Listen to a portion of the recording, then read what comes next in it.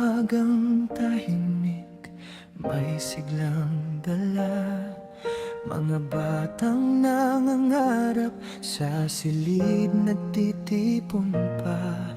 Ngunit biglang umalikaw-ngaw ang lupa't hangin, ang pagyanig sa Mindanao. Dumating nang di pansin, nanginginig ang paligid. Takot ang bumalot, ngunit may isang tinig na matatag na umabot.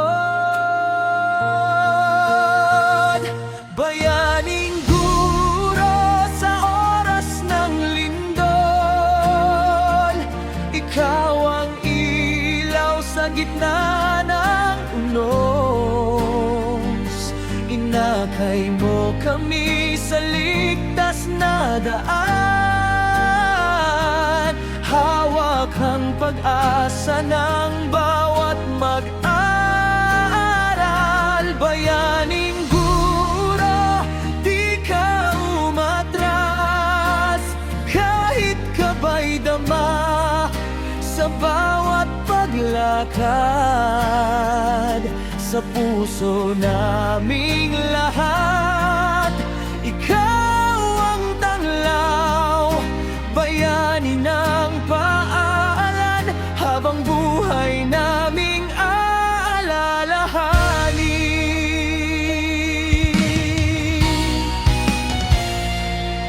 Sa ilalim ng langit na tila'y nabiyak, ang iyong mga kamay ay naging sandalan.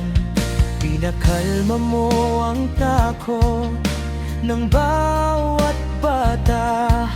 Magtiwala kayo, ang paulit-ulit mong wika.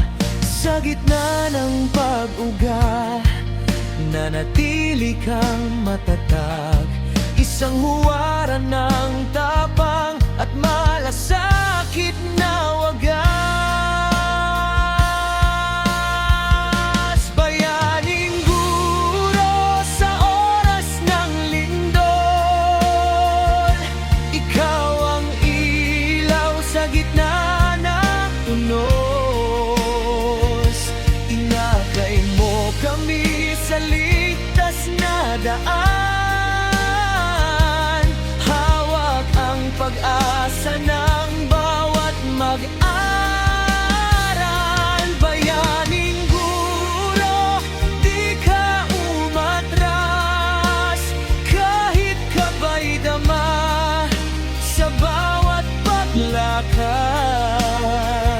Sa puso naming lahat, ikaw ang tanglaw, bayani ng habang buhay naming aalalahanin. Hindi mo man suot ang kapa ng bayani, ang iyong tapang ay higit pa sa salita.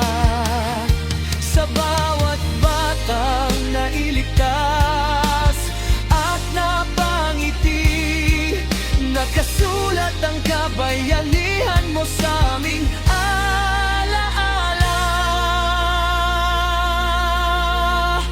Bayaning guro sa panahon ng pag-ianig,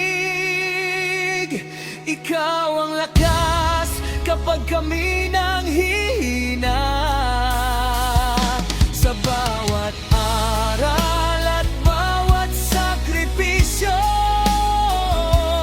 pinatunayan mong tunay kang bayani.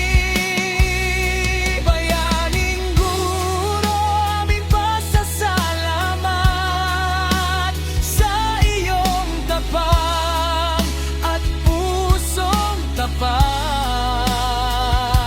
Mindanao man ay umugyok ng